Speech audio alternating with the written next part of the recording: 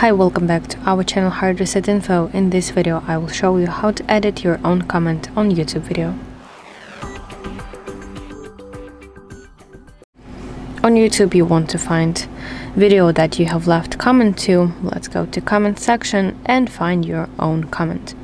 Now next to it you can see that there is a three-dot button. Let's tap it.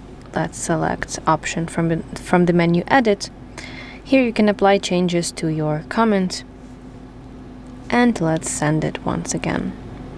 As you can see, it will have this badge that says edited, and the comment is edited automatically after you save changes.